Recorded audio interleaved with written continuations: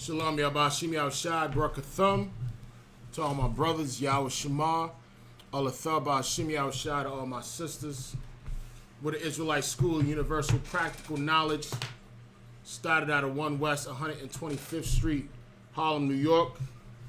We've been teaching so-called Negroes, so-called Hispanics, and so-called Native Indians that they're the Lord's chosen people according to the Bible. We've been teaching this truth since 1969 under Commander General Yohana. Today is our history class every Monday night from 7 p.m. to 9 p.m. We run our history class.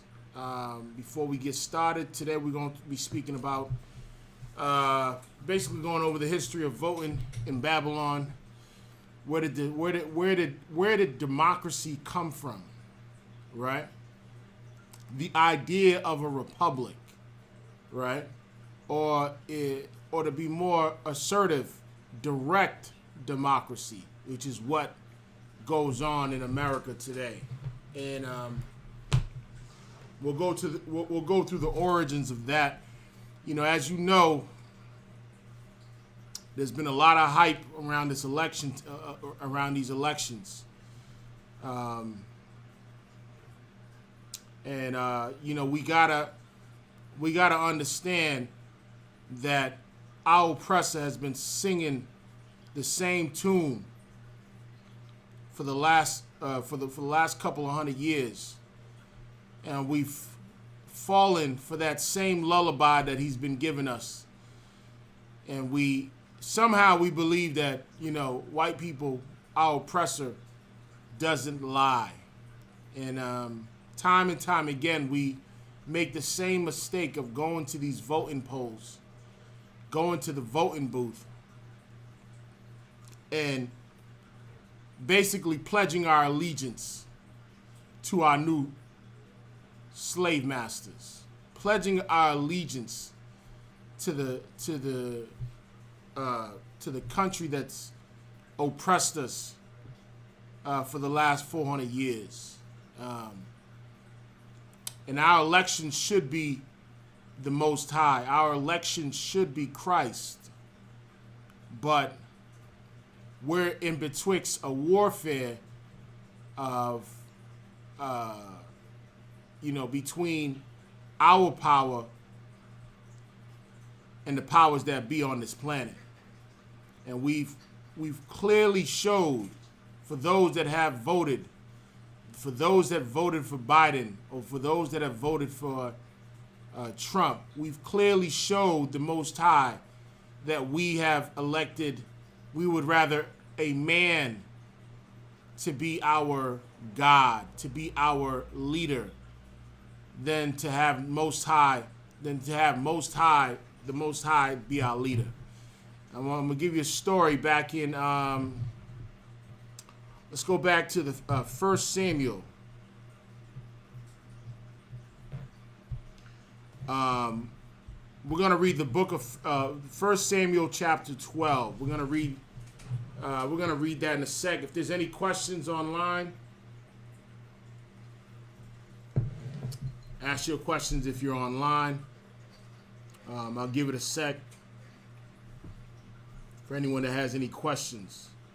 But I mean, we've been bamboozled time and time again. We put an African in office, and you would have thought Obama was the Messiah, right?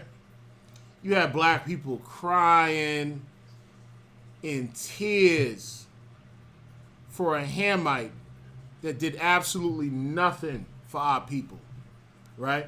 You can talk to any brother or sister in the world. You can talk to any black or Hispanic man, black or Hispanic woman, and ask them what Obama did for us, and they have no clue. They have no clue, right? Black people and Hispanic people are some of the most gullible people on the planet. I mean, we fall for everything. We've taken on the characteristics of women. You know what I mean? We're very naive and we're very gullible when our oppressor presents his presents himself to be essentially our savior. That's how we look at our oppressor. We look at him like he is our savior, like he is the one that's going to deliver us from the same hell he put us in. And you've been tricked over and over. You're just clueless as to why things will never change. Your situation will never change. Your hell will remain. And it was, to me, it was sickening just to see, everyone outside, in this rainbow coalition, in this unity of so-called, being united and coming against Pharaoh, essentially, which is what Trump played, which is what Trump was during his reign. And now we have set up a new Pharaoh. The children of Israel, time and time again, we complained and we murmured to Moses to go back to Egypt. We thought we were better off in Egypt, in captivity, under our oppressors, than to simply follow the Most High after seeing all the wonders and all the plagues that he poured out on Egypt. How much more does the Most High have to prove to you, right? With all the glory that he's showing with this COVID-19, how much more does he have to prove to you, right? The Lord is fighting for your cause. The Lord is not under the political realm of the so-called white man with his democracy. The Lord has his own agenda. The Lord has his own game plan for your deliverance. And you need to wake up, man. You're asleep. You need to wake up. You know what I mean? But let's go to 1 Samuel chapter 12, right? We're going to read this as we go along. I'm going to pull up some sources. If there is no questions online, we're going to get started. So 1 Samuel, let's go to chapter 12. And Samuel said unto Israel, Behold, I have hearkened unto your voice, and all that ye said unto me, and have made a... Now, before we go there, just want to make sure...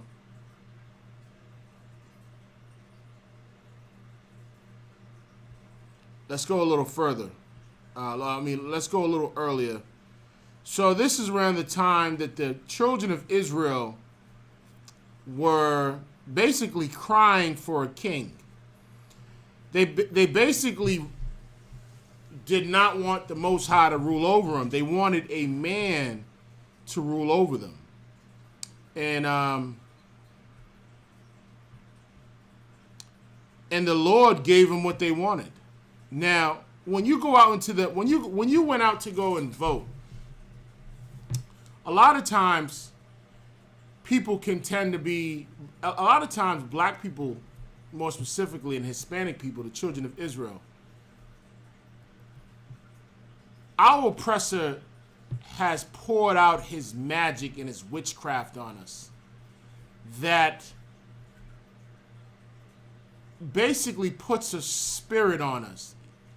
He puts a spirit on us that incites the children of Israel to go and seek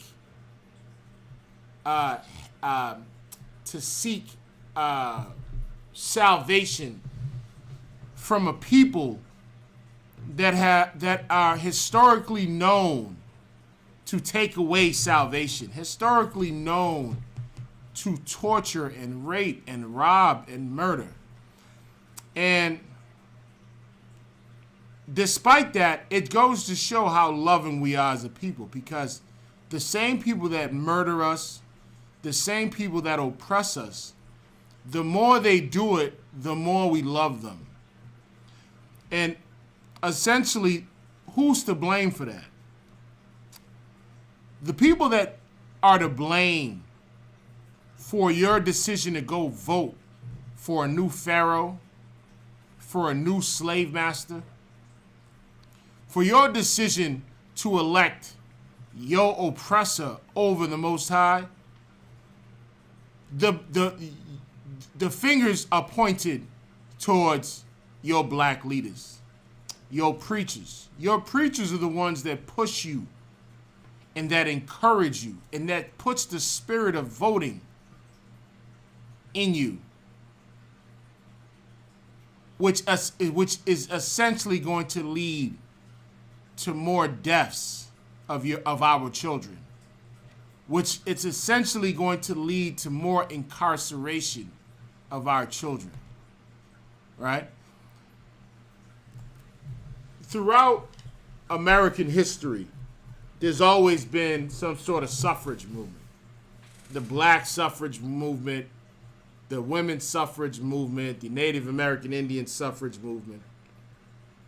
And as we go through a history of what voting was in America, you'll come to realize that the white man under British colonial rule, he understood the idea of liberty. He understood that, that he was not to be stepped all over. That he understood that he was a man, right? And when you understand and you put into thought that I'm a man, and that in any case where I've been belittled as a child, you know what I mean? Think about it, right? A child, you can easily influence and brainwash a child, right? And in America, we are running around like, we're running around like children that essentially falls for every trick in the book, right? You ever watch you ever see a child how amazed he is when someone plays essentially shows him a magic trick and pulls a quarter or a penny out of from his ear and says, and we jump for joy, and we're just so amazed by what we saw. That is our oppressor. He knows that we have the mentality of children, right? A man cannot be easily deceived, but a woman and child could. And we've taken on the trait of woman and child, right? Biden has been in the political realm for the last, 42 years? The man is damn near 77 years old. I mean, he knows all the tricks in the book, right? He was under the Clinton administration, and he was under the Obama administration, right? There was a period in time where there was a reversal of parties in America, where the southern states were predominantly Democratic and the northern states were predominantly Republican, right? So what we have to understand is that you gotta check yourself and ask, why do black people and young people still vouch with the Democratic Party, right? Why? Like, it's a stigma on the Republican Party by saying that they're a racist party and they're not about the black agenda, when in reality, up until the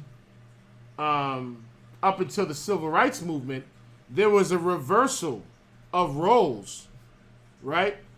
The man that you praise so much, Abraham Lincoln, who you thought was his whole MO was to free you, which is a lie. He was a republic, right? So now if you, when Abraham Lincoln's birthday come around and you praise Abraham Lincoln, but you hate the Republican Party, it goes to show that in politics, our black politicians are mice in a snake's game. That's what they are. And so we really have to consider that. We really have to consider that getting involved in our oppressor's affairs, when it comes to his political system, when it comes to his judicial system, his policing system, his military system, what we've just done is we've destroyed our own soul by getting involved in his in his society, because essentially what we are voting for, we're not only voting, going to the voting booth is not only voting for one of the two presidential candidates. You're also voting for the future of America. You're voting for you're voting and you're pledging your allegiance to America. You want the place that you built with blood, sweat, and tears to strive. You want it to last forever. You are just like the children of Israel when they complained to Moses. They wanted to go back to Egypt. They wanted to be under the oppression of them stinking Africans. They wanted that. They preferred that, right, than to go and seize their inheritance, right? You have the opportunity right now to claim your inheritance, which is why Christ said, "My Father has many mansions." Which one of you Negroes got mansions? And I'm not talking about the small group that's in Hollywood. Which one of you Negroes, let me downscale it. Which one of you Negroes own a house?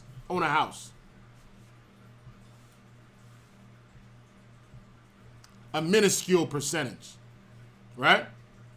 Which one of you Negroes can claim assets right now? Right? And your Jordans is not an asset. You know what I mean? Your car is not an asset. Right? Your Section 8 is not an asset. So, why don't we listen to our king, who we should have elected, who says that his father's house has many mansions? I like that talk. I don't hear that talk from any presidential candidate that talks about, we got many mansions waiting for you, black man, Hispanic man. I don't see that. I don't, that's not what I get from that. What are they promising? I was conversing with my lovely sister the other day, and she had said, this is what she said. Sorry to call you out. I'm going to call you out, though. I love you, though. But she had said something along the line of, I am voting for Biden because he said that he could eliminate school loans. Now, I had to think about that, and I said, well, I mean, you're a sister in corporate America that is drowning with school loans, so it makes sense that you'll find any means to get rid of your school loans, even if it involves giving up your integrity. And your integrity is everything, man. Don't get it twisted. Let me just do a little quick test. I'm not even sure. Salaki, y'all, I've been having some crazy internet issues. I mean, it's these thick walls. I don't know, but let me know. I just did a quick test on there, but yeah. Let's read Samuel, right? Let me go back to this. I don't want to waste too much time on it. All right. So let's go to 1 Samuel.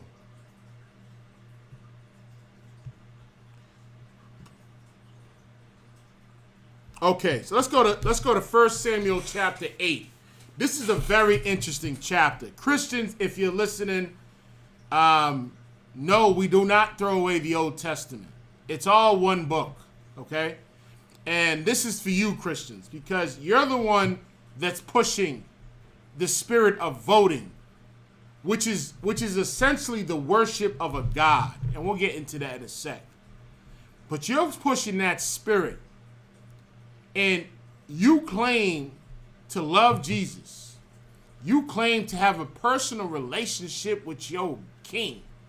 And for you idol worshiping Christians, your God, Jesus Christ. You claim to elect him. But your claim is not valid. You've elected him in falsehood, because you were out there voting for your true king, Biden, for your true king, Trump, for your true king, Obama, Bush, Clinton, Bush Sr., Reagan. That's who you voted for. That's who you've elected as your king. You freed Barabbas, and you've crucified Christ by going to the voting booth. That's exactly what you did, man. Shame on you, Christians, man. Shame on you. And more importantly, the apple don't fall too far from the tree. Shame on your leaders, your Christian leaders, your pastors, because your pastors have a reputation for selling you out. Your pastors have been delivered lump sums of money in the tunes of millions for you to give up your vote, right? For you to give up your allegiance to the Most High in Christ, and to give your allegiance to America, to give your allegiance to the kings of Babylon, to give your allegiance to Pharaoh. And you're wicked. And you don't even know it. You know what I mean? You don't know the grave danger that you put black people by going to, and you put Hispanic people by going to the voting booths. Right?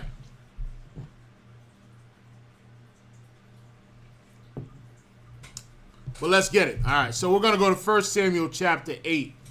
Follow along. I got a couple things. You know what? I'm going to pull out the scripture first, and then we're going to go through some history, all right?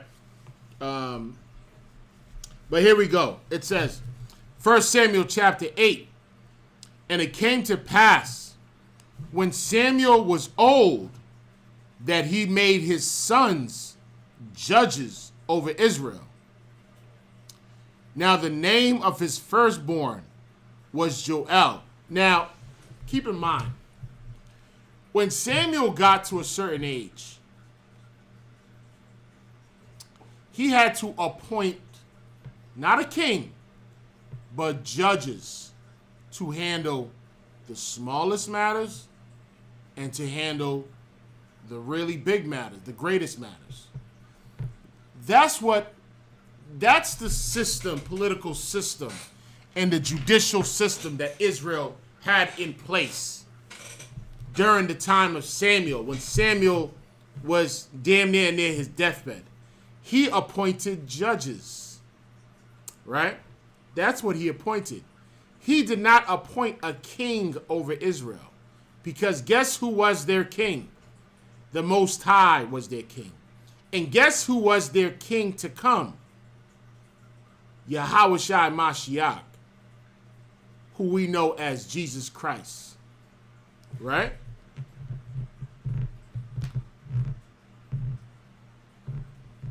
Who basically all the prophets spoke about. But let's get it. Now the name of the firstborn was Joel, and the name of the second, Abiah, and they were judges in Beersheba. Verse 3, and his sons walked not in his ways, but turned aside after lucre, and took bribes and perverted judgment. Let me tell you something, right? In the black and Hispanic community, who do you think our judges are today?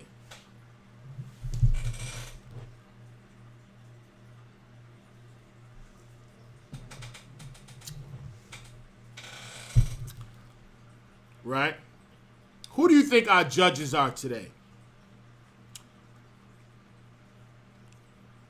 Do black people really trust their black leaders? That's a good question, right? Do black people really trust their black leaders, right? Or do we know that they lie to us, but the lie sounds so good and it feels good that we allow them to continue to lie to us and continue to lead us? You know, when you're in a relationship with a woman has a hard time with a man that's honest to her, because now she's lost the position of power. What a woman wants is a man that's going to lie to her. She's going to ask him if she's been messing around, who's this chick, and that brother's going to lie to her. And she knows that he's lying to her, that he's lying to her. But she doesn't care, because the lie just sounds so good. And that's how we've become. We've become like women, where the lie sounds so good. You know what I mean?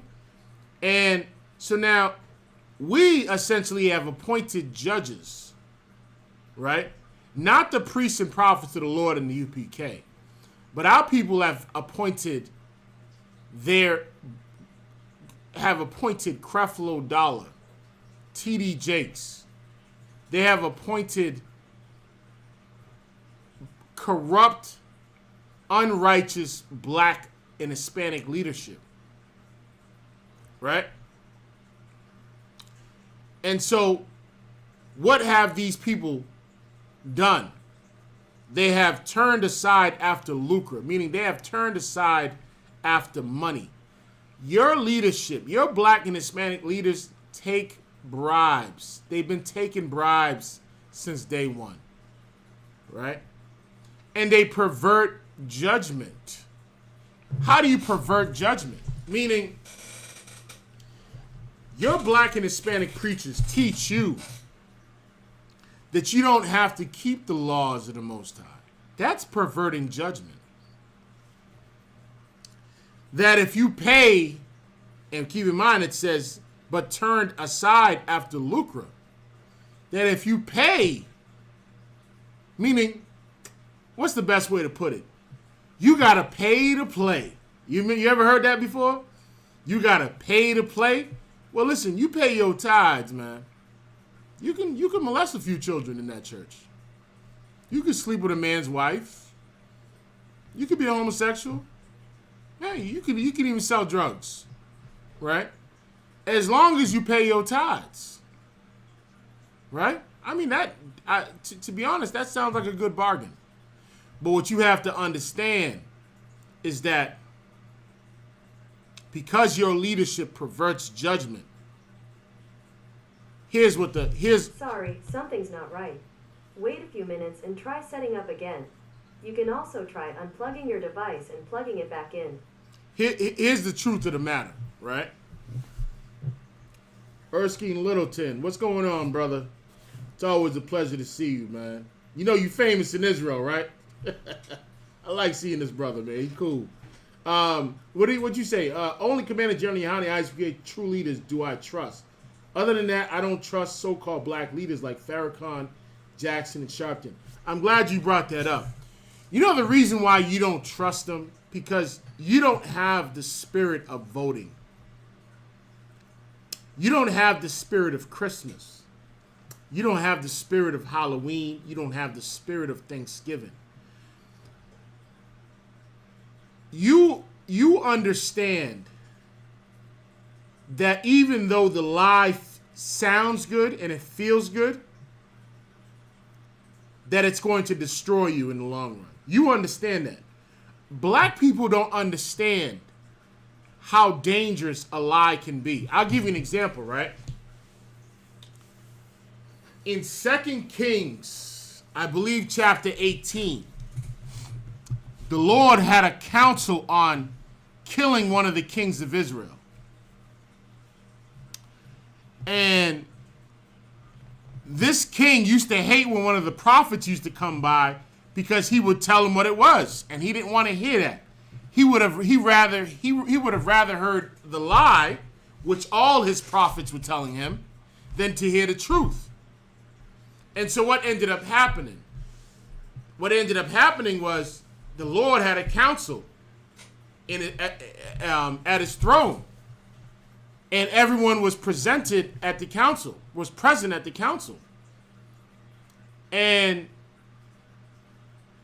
he asked who is going to make this king fall at this council, meaning the Lord is the one that sets a hit out on you when it's time to take you out.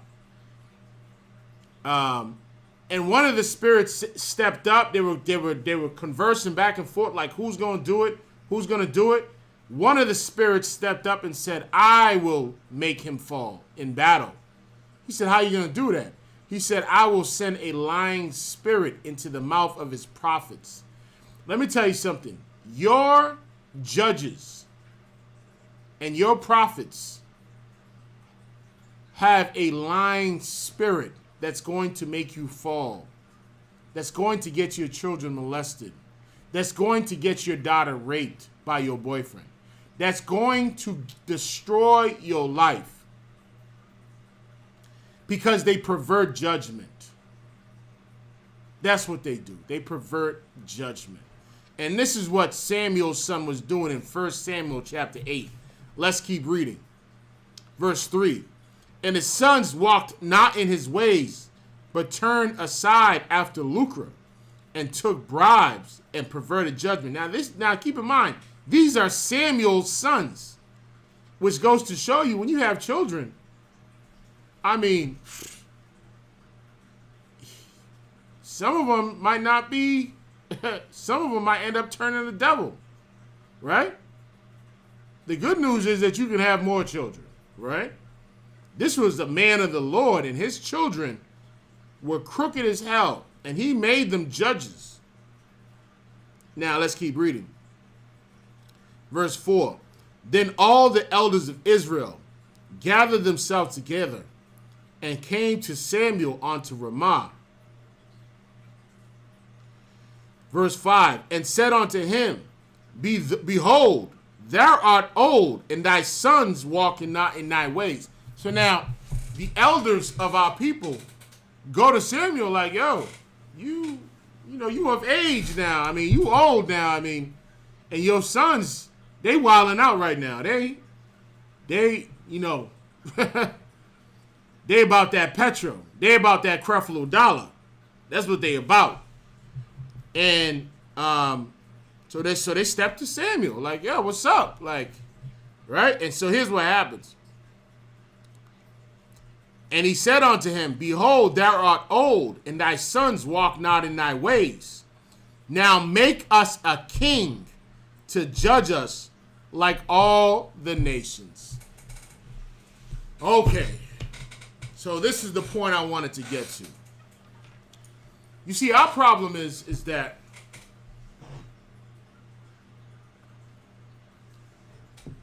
we never, throughout history, we never considered the Lord's ways, right? Because what they just said was, we've always considered the customs of the heathens. That's what we've always leaned towards, right? Instead of the Most High being our king and establishing judges to handle the matter of the people, like Moses established captains and officers to handle the matters of the people. We always wanted to be like the other nations. You know what I mean? We always rejected the Most High, and we always preferred the political systems of the other nations, right? In 2020, we prefer America's political system that traces back to the 1600s or to the 1700s, right? That traces back to 1776, that had the most racist laws and bylaws that was never designed for us, but we prefer their way of life when the Lord has created the perfect system. The Lord created the perfect judicial system.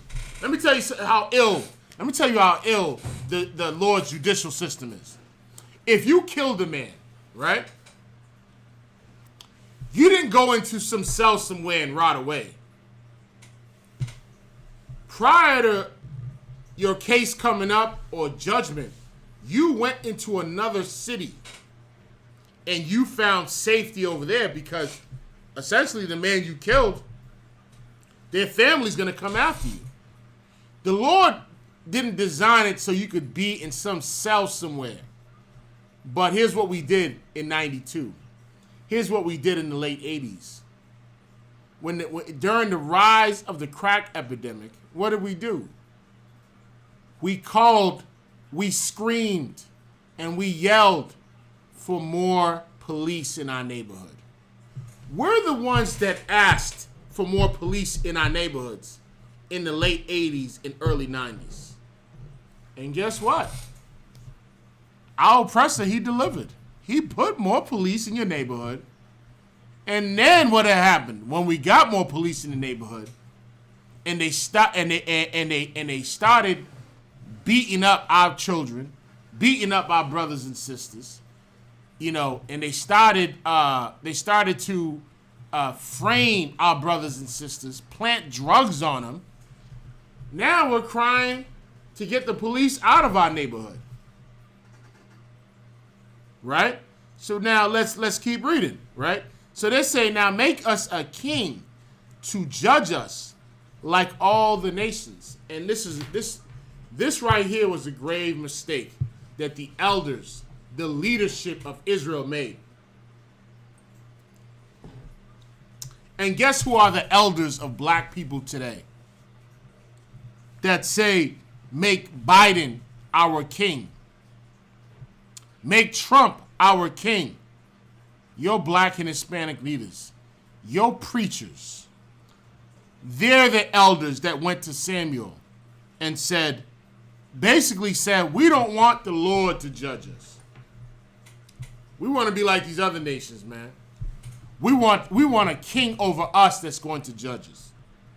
And now here comes the warning. Let's read. It says, but the thing displeased Samuel. Samuel knew that it was a bad idea to put a king over you. When they said, "Give us a king to judge us," and Samuel prayed unto the Lord. Verse 7. And the Lord said unto Samuel, "Hearken unto the voice of the people in all that they say unto thee." This is crazy. So the Lord's like, yeah, just whatever they told you, just do it. Right? And it says, "For they have not rejected thee, but they have rejected me." You got to remember, Samuel was a prophet, but he was also a judge in Israel. And when he appointed his sons were corrupt as hell. They were taking briberies. They were all about the money, and they perverted judgment. So he said, they didn't reject you, right? Because Samuel could have set up more judges, right? Read the book of Judges, right? Read it. You know what I mean? There's a whole book called the Book of Judges. He could have set up more judges, right, that he could have appointed. But the people rejected. The Lord saying the people didn't reject you. They're rejecting me. They don't want me to be their head. They don't want me to be their government constituent. They don't want that. But let's keep reading. Verse 8, "According to all the works which they have done since the day I brought them out of Egypt, even unto this day, wherewith they have forsaken me and served other gods, so do they also unto thee." And this is what I was trying to reiterate. When you go out and you vote for a new pharaoh or a new slave master, you've forsaken the Most High. You've rejected the Most High. And you're serving other gods. That's what you're doing. You got to remember, Pharaoh was considered a god in Egypt, right? When I think of America and I think of the presidential alignments in America, I think of the gods of Egypt. That's what I think of, right? Trump was a god in Egypt, and Biden will soon be a god in Egypt. And that's who you worship. You cried when Biden won. You cried. And it was just a sad state of affairs just to see black people falling for that same nonsense that we've been falling for, that we've got bunions for with all the marching and protesting. When at the end of the day, you're walking into a burning building, man. That's what you're doing. But let's keep reading. "According to all the works which they have done since the day that I brought them out of Egypt, even unto this day, wherewith they have forsaken me and served other gods, so do they also unto thee. Now therefore, hearken unto their voice. Howbeit, yet protest solemnly unto them, and show them the manner of king that shall reign over them." And let me tell you something about the UPK.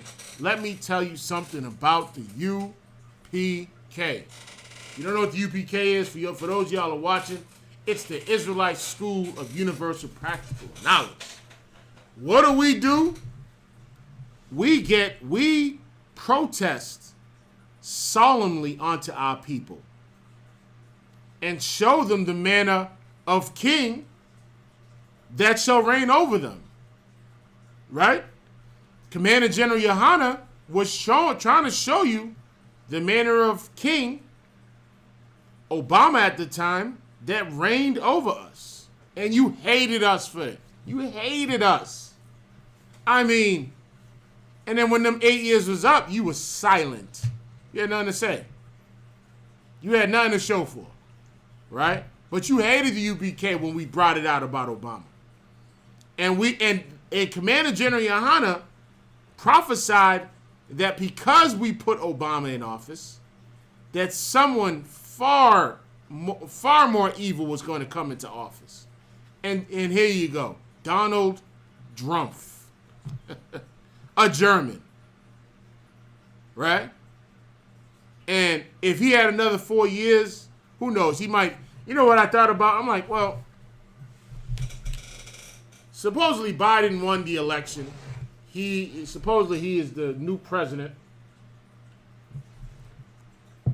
But I'm like, yo, I thought about it. I was talking to Officer Karaya Allah and my man Sonny in the world. I was talking to the brothers, and I'm like, you know, Trump got another 2 months. He got another 2 months in office. You know what I mean? And I don't think he plans on conceding anyways. I mean, so who knows, man? Who knows what can happen in these next 2 months? But let's keep reading. Verse 10. 1 Samuel chapter 8, verse 10. And Samuel told all the words of the Lord unto the people that asked of him a king. Verse 11. And he said, this will be the manner of the king that shall reign over you. He will take your sons and appoint them for himself, for his chariots, to be his horsemen. And some shall run before his chariots. What Samuel was saying is, if you're going to elect a king over you, your children are going to be servants. That's what he was saying. They're going to be servants. Right? And he will appoint him captains over thousands and captains over 50s, and will set them to ear his ground and to reap his harvest and to make his instruments of war and his instruments of chariot. Meaning, you're going to go into servitude under this king, right? Instead of using the Most High's political system of judges that are not going to use your sons and appoint them to themselves and have them reap his harvest and make his instruments of war. You've forsaken that. And so you've taken your children and you've sacrificed your children. You've put your children in a manner of bondage because of your election. Let's keep reading. And he will appoint, verse 13, 1 Samuel chapter 8, verse 13. And he will take your daughters to be confectionaries and to be cooks and to be bakers. And he will take, now here's the kicker, and he will take your fields. I mean, the whole political system in America and the whole assemblies that goes on in this democracy. When you read Psalms 83, understand that there's a conspiracy against you. There's a conspiracy to take your neighborhoods. There's a conspiracy to take your children. Right? There is. And this is what Samuel was warning, and this is what the UPK warns every week. This is how they get down. Like, when you have a system of monarchy or a democratic system, and in this case, in America, a direct democratic system, it's not really the voice of the people, right? When you think of the Electoral College and how the decision is essentially, the votes is essentially through the Electoral College, you got to go back to the beef that the North and South had in America. Where in the South, it was predominantly slaves. It was like 40%, it was like 60% slaves in the South, which is why the South was pushing to have slaves vote. And then they came up with the 3/5 law, 3/5 of a person, right? So in order to solve the issue between for this voting system, they created electorals. They made electorals for every state and created the Electoral College, right? I mean, it's deeper than what I'm explaining, but I'm being very brief of how all this went down, how all this goes down. So to think your vote counts that's not accurate. Because if you think about it, in 2016, Hillary had more votes, right? She had the populace. But who won the election? Donald Trump had more electoral votes, meaning you can have about 50 electorals in California. You can have another 13 electorals in Texas. That's why they look for those key states to win those key states, because if you win California, that's automatically 53 votes onto your card, right? If you win Texas, that's automatically 13 electoral votes, right? And then you have your swing states, which is what? Like Florida and Ohio. Those were always considered the swing states, right? But I digress. Let's keep reading.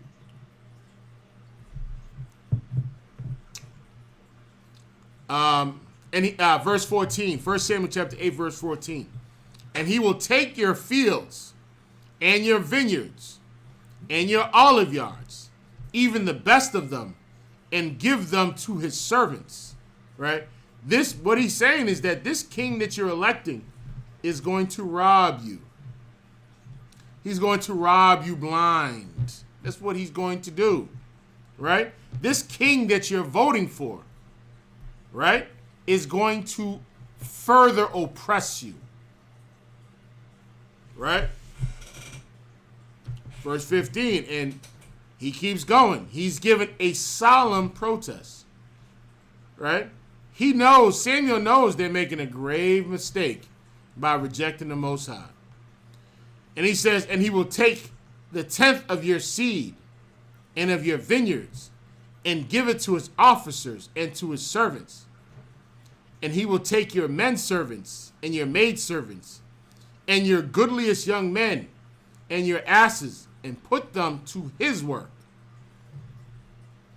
He will take the 10th of your sheep and ye shall be his servants. You know what Samuel is describing here? A lot of people don't catch this. As he's saying that this king is going to take this, he's going to take your sheep, he's going to take your men servants and your maid servants, he's going to take a 10th of your seed. This king is going to tax you, is what it's saying. He's going to tax you. That's why it says he's going to take a 10th of your seed. That's you being taxed, right? He's going to take a 10th of your sheep. That's you being taxed, right? So essentially, you're paying your tithes to the Levitical priesthood. They already took a 10th of that. When this king come along, he's going to take another 10th of that.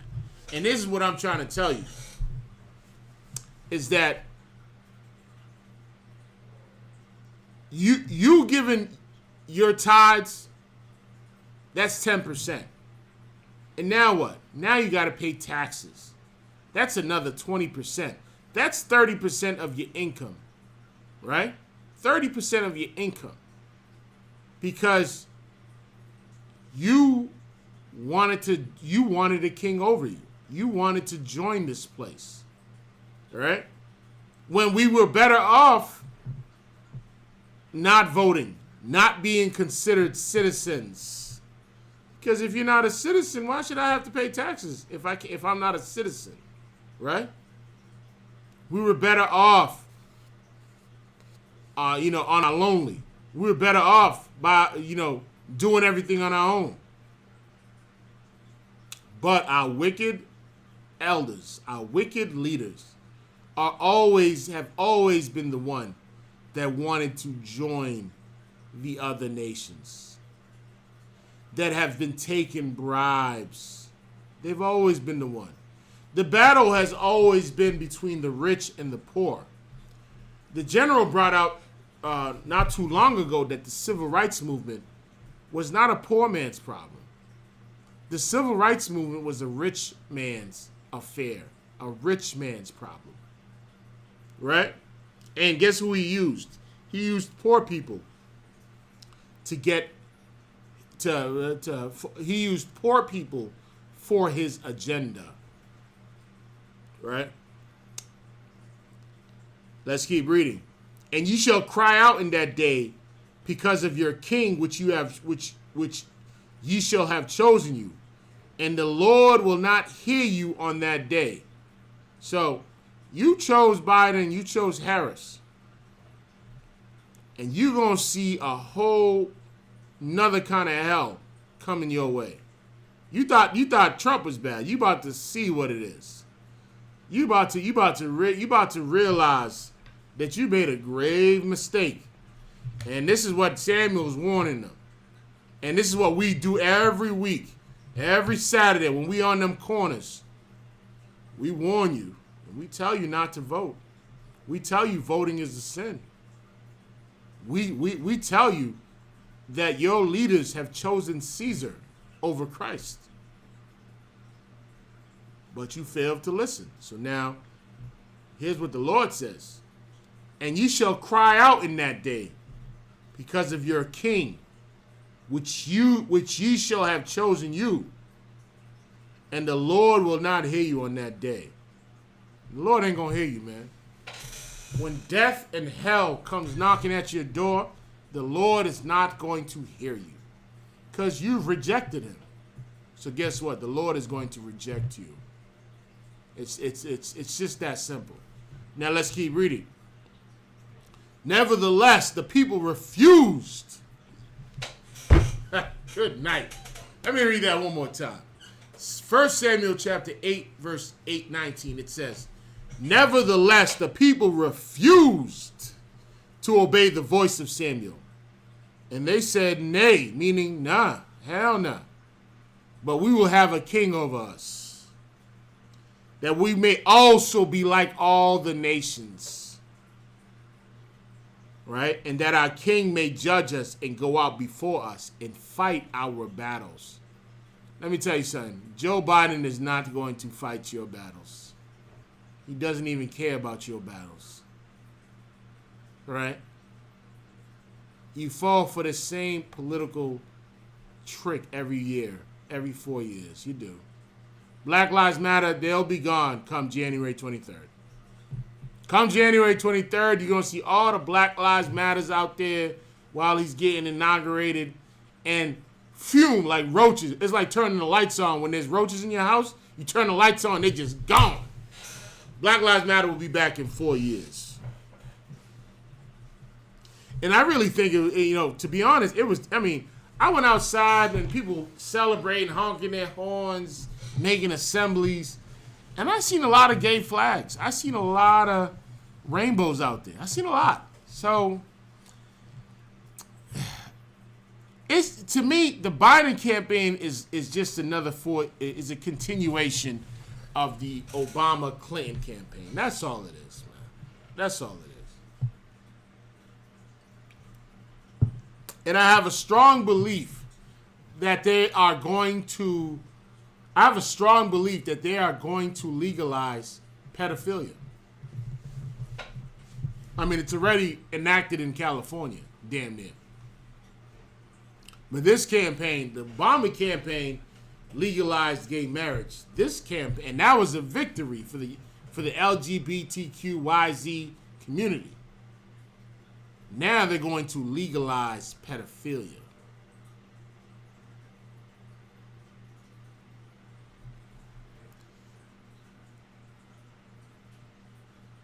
Anyways, let's keep reading. So, and Samuel heard all the words of the people, and he rehearsed them in the ears of the Lord. So Samuel reports back to the Lord and says, yeah, this is what they said. This is what they said, Adawan. This is what they said, Lord.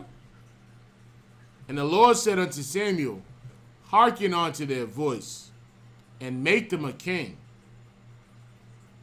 And Samuel said unto the men of Israel, go ye every man unto his city. This right here is an election that our people made.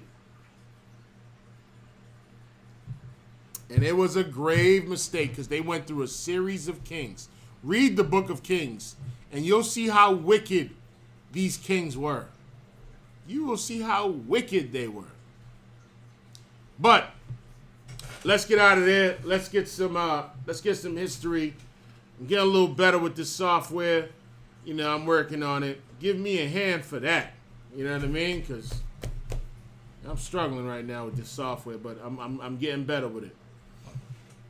All right, so what do we have here? Let me see. Okay, so now, a couple of key things I want to read. The first thing is, for all you black people that, you know, lean towards being a Democrat and a Republican, remember that the parties basically switched platforms, is what this is saying, right? Salakia. It says, why did the Democratic and Republican parties switch platforms? Let's read. It says, the Republican and Democrat parties in the United States didn't always stand for what they do today.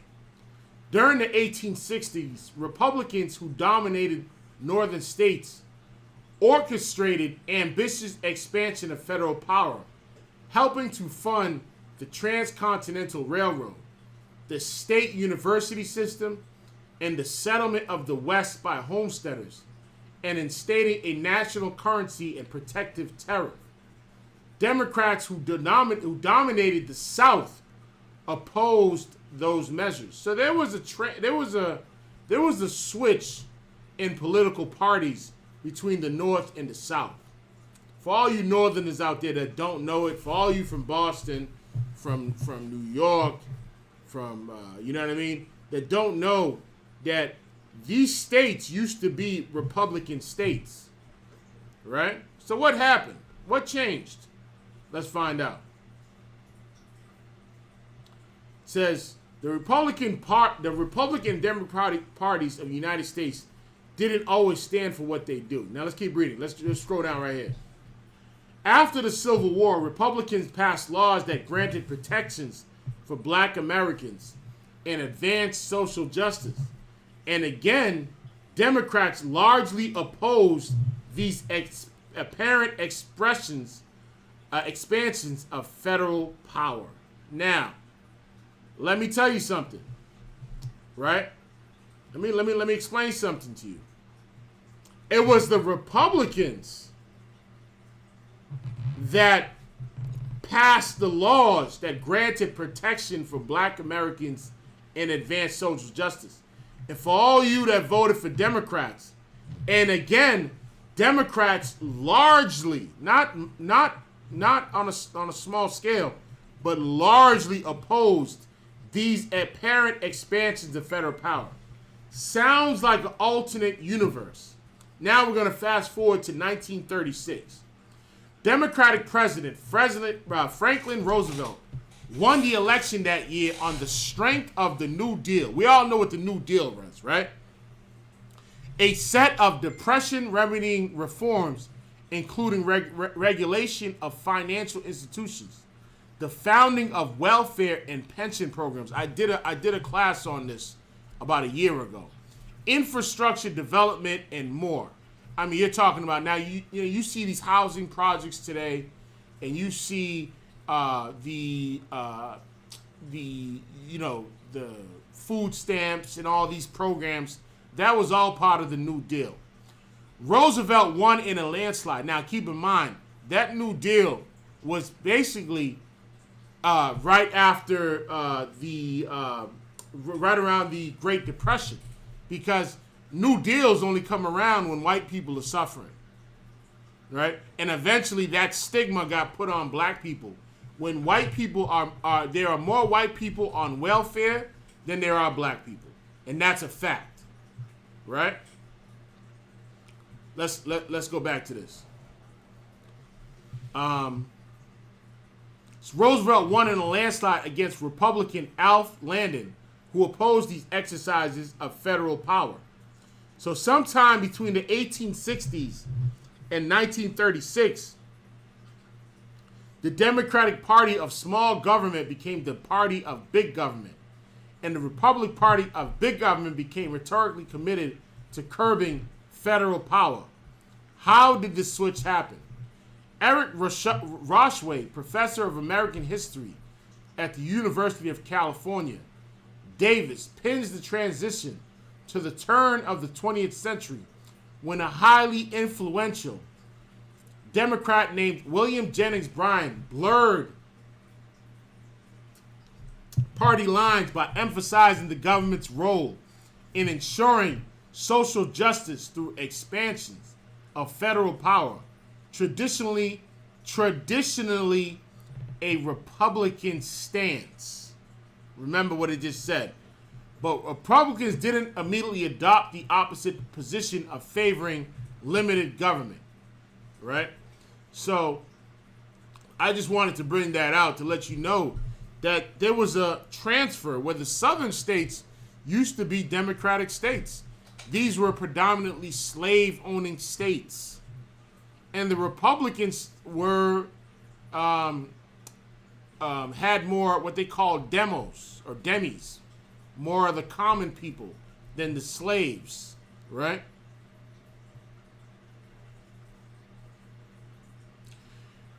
I don't want to go too far into this. I got another one I want to read. Okay, so now we're going to read about voting in the U.S., all right?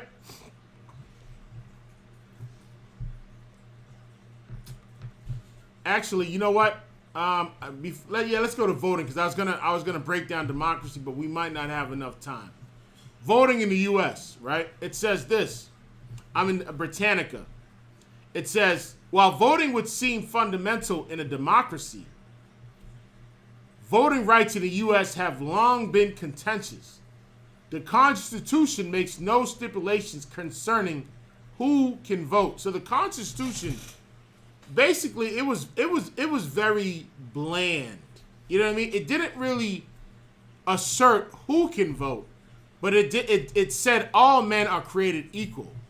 And the same people that wrote it were slave owners. So now there's a level of hypocrisy in that statement when you say all men are created equal, but then you look around you and all men are not created equal. You know what I mean? Instead, it is left to the states to decide, and they have often tried with varying degrees of success to limit voting. States initially allowed only a select few to cast a ballot, enacting property, tax, religion, gender, and race requirements. So early on in the voting system in America, it was particularly landowners, white, male, Protestant landowners that could vote at that time. And so what they excluded people through tax, religion, if you didn't have a property, through gender, women weren't allowed to vote, and also race requirements, black people weren't allowed to vote. This is the only way you can cast your ballot is if you were a landowner. But let's keep reading. Movements to end various restrictions were subsequently mounted.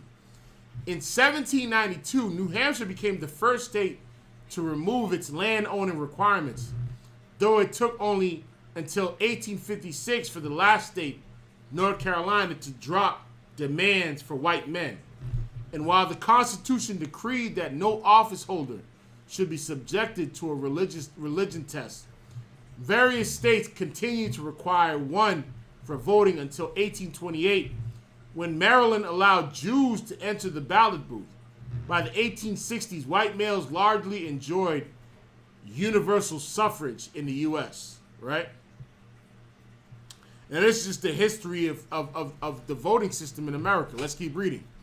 But while voting rights were expanded for some areas of the population, states began enacting laws that barred women, African Americans, Native Americans, and many immigrants from casting ballots.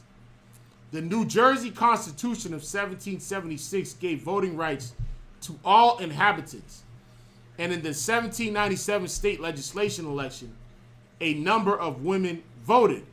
However, the threat of a government of petticoats led the legislature to pass a law in 1807 that barred women from the polls. In 1821, New York amended its constitution to require black voters to own property worth an amount that effectively banned from the ballot booth. So they were using all kinds of draconian laws against black people. Whether it was a literacy test, whether it was owning land. They were using all kinds of methods to keep black people from voting, which prevented Chinese immigrants from becoming citizens and thereby blocked them from the polls. Either way, Chinese today they barely even vote.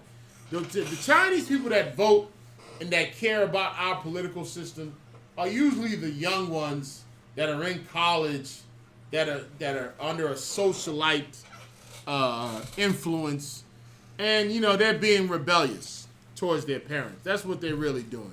Being rebellious, they're losing their honor. You know what I mean? Towards their parents. All right, let's keep reading. After slavery ended, a campaign was launched to secure voting rights for African American men. This was seemingly fulfilled with the ratification of the 15th Amendment in 1870, which guaranteed the right to vote to all men, regardless of race, color, previous condition of servitude. Now, this came out, the 15th Amendment came out in 1870. It really didn't pop off till the 1960s, 1970s, right? Because these southern states pressed black votes and to intimidate them, right? Let's keep reading. However, southern states subsequently intimidation and various other measures, such as poll taxes and literacy tests. The latter often required perfect scores and were frequently designed to be confusing.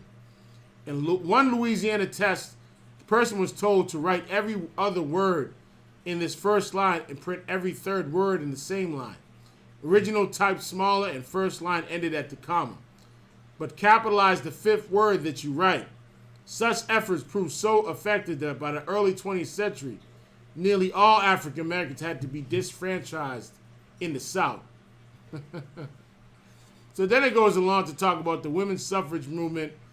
Then eventually, in 1957, the Native Americans were able to. I mean, this was not too long ago, right? This was probably. This was less than 100 years ago, right? I mean, you fought for all this voting. You fought for it. You went through hell for it. You got the brakes beaten out of you for this voting. And not one black person can explain to me the advantage of this struggle to fight for our vote. Not one. How was it advantageous to us? How did it benefit us by voting? And how does it benefit us today by voting? None of y'all can tell me. Not one. Right? But let's get to the democracy part. Okay, so this part I wanted to bring up. Our democracy, our democratic system, is an ancient system that comes from the Greeks and the Romans. Right? Let me get to this real quick. If you hear me, let me just read this real quick, all right? Let's go back to the Greeks, man, and see where our system of assembly and our voting system came from, right? Here it is. Classical Greece. It says this: during the classical period, corresponding roughly to the 5th and 4th centuries BCE, Greece was, of course, not a country in the modern sense, but a collection of several hundred independent states. You're going to find out where the whole electoral college idea came from through this right here. Keep in mind, it's talking about classical Greece, which was a bunch of independent city-states at that time. In 507 BCE, under the leadership of Cleisthenes,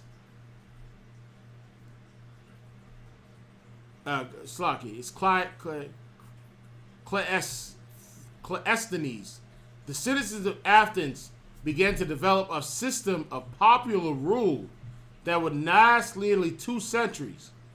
To question 1, the Greeks responded clearly. The political association most appropriate to get democratic government is the polis, or city-state. Athenian democracy foreshadowed some later democratic practices, even among people who knew little or nothing of the Athenian system, which is the case today, because we know little to nothing of the American system. We don't know anything. You know what I mean? Most of y'all don't understand how the whole system works. But still, by large, you still go out there and vote. You still trust in a system that you can't even comprehend. You don't even understand it. You don't understand that there's always been a conspiracy against your father you hate. When you should consider your father, you should consider your mother, who fell under a government conspiracy, who has suffered through a level of oppression that has destroyed you today. Let's keep reading. Thus, the Athenian answered question 2: who should constitute the demos? Meaning the demos, meaning the common people. Who are the ones that are going to constitute the common people? This whole democratic element in America goes back to Athens, Greece, right? Let's keep reading.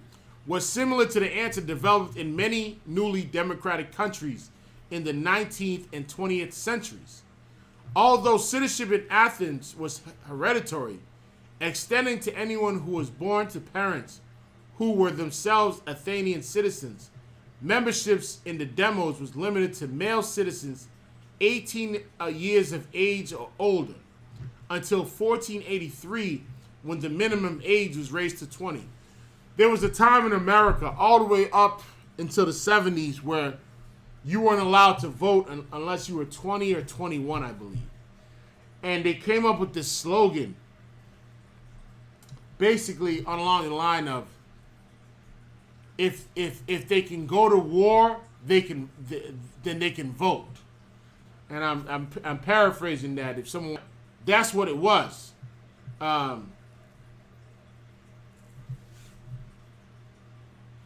know what I mean? So, yeah, and I just got that. Yeah, you're absolutely right.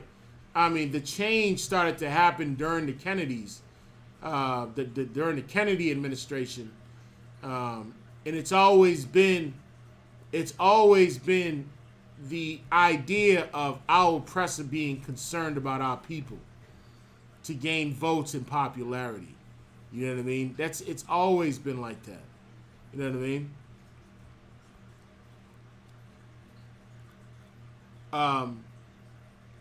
Which is why Biden used,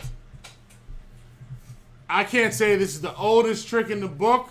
It's probably the newest trick in the book, where he used Kamala Harris to get the black vote and to get the black woman's vote, which is a pretty slick move.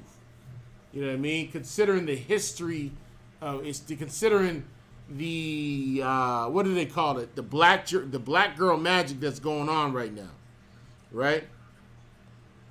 Considering the Me Too movements and all this women's rights nonsense that's going on right now, right? But let's keep reading. Although,